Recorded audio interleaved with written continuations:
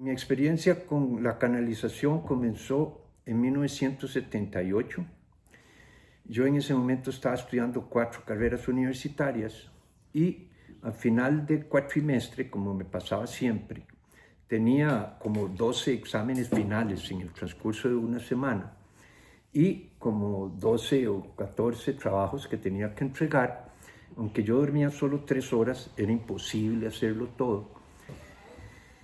Yo no había logrado hacer uno de los trabajos que tenía que entregar, que era un trabajo de antropología a nivel de licenciatura. Mi profesor era el doctor José Camacho. Era uno de los alumnos más conocidos en ese momento del doctor Lévi-Strauss, que era un francés, que era el que estaba desarrollando la antropología del momento, se llamaba antropología estructural. Yo tenía que entregar un trabajo sobre Lévi-Strauss, no tuve tiempo. Entonces, cuando iba a hacer los exámenes, en el camino, dije, tengo que entregar algo. Yo sé que si yo entrego algo, después le puedo pedir a José que me dé tiempo para terminarlo. Entonces me senté en una banca, saqué un cuaderno y yo dije, pucha, señores de las estrellas, si existen, o el ángel de la guarda, o quien sea, necesito escribir algo para no quedarme y no perder la beca. Entonces agarré un cuaderno y comencé a escribir. Escribí 4 páginas. Vi el título y el título decía La introducción del funcionalismo en el estructuralismo de Lévi-Strauss. Lo que era una tontería, porque el estructuralismo lo que había hecho era superar el funcionalismo. ¿Okay? Igual yo dije, yo le digo a José que me dé permiso, él sabe que estoy estudiando mucho, pero sí tengo que cumplir. Entregué el trabajo, José no estaba, se lo di a la secretaria. Una semana después llegué muy asustado. José estaba sentado en el escritorio, me tiró el trabajo así. Yo dije, hey, sí, soné. Y me dijo, qué bárbaro, no me pusiste una sola bibliografía. Y yo me quedé así. Y me dijo, te felicito, es impresionante que nadie se haya dado cuenta de esto. Yo me voy en 2 semanas para Francia y le voy a enseñar tu trabajo, si me lo permites traducir a don Lévi-Strauss. Yo me quedé súper impactado. Él se fue para Francia, le enseñó el trabajo a Lévi y don Lévi dijo, increíble, él tiene razón. Hay un error en mi modelo que tenemos que corregir. José Camacho regresó a la universidad y me nombró profesor de ese curso. Esa fue la segunda vez que, siendo yo estudiante sin haberme graduado, terminé siendo profesor y alumno de mí mismo. Y yo mismo tuve que ponerme la calificación al final del curso. Eso me impactó demasiado. Obviamente, yo ni siquiera había entendido lo que había escrito. Entonces, eso me metió en un dilema tremendo y ahí comencé yo mi investigación sobre el origen del saber. A pesar de todo lo que yo estaba teniendo que estudiar, a partir de ese momento yo comencé, todo lo que estudiaba era, por un lado, el tema de la sexualidad y por otro lado, orientado a investigar sobre el tema del saber. En esa investigación descubrí cosas interesantísimas.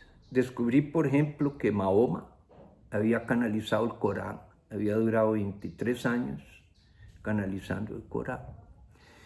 Descubrí que Juana de Arco había canalizado todas las instrucciones con las cuales el ejército francés venció a los ingleses hasta que, por inocente, la quemaron o la ahorcaron.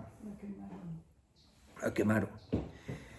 Ahí descubrí que Tesla decía que todo lo que él hacía era dictado por unos extraterrestres. Ahí descubrí, obviamente, a Edgar Cayce, no sé cómo se pronuncia, que era el canalizador más famoso de la época. Ahí descubrí a Kardec, que es una película que les vamos a pasar, el que desarrolló toda la filosofía del espiritismo.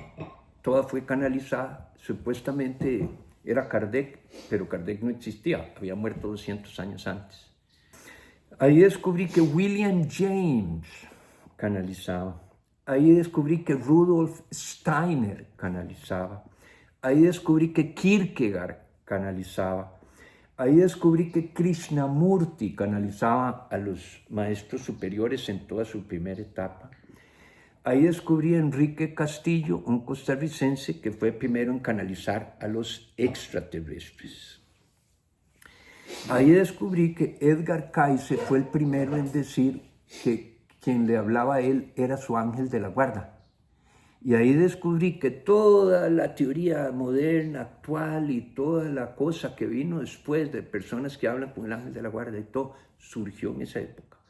A partir de lo impresionados que estaban todos de que Edgar Cayce era capaz de hacer diagnósticos increíbles, siendo que no solo era ignorante, sino que hasta tenía un retardo mental.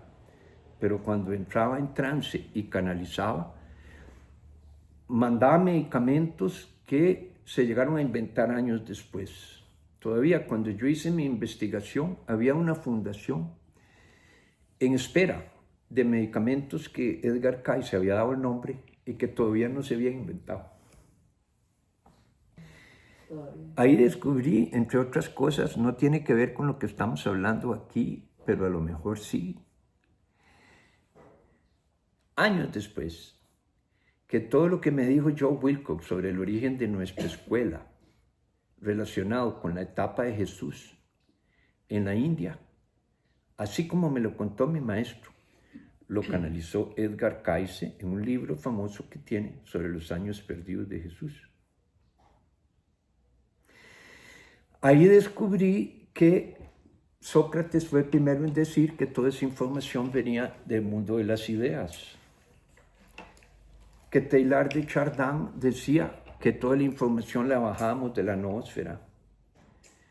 Que Carl Jung decía que toda la información la bajábamos del inconsciente colectivo o el inconsciente transpersonal.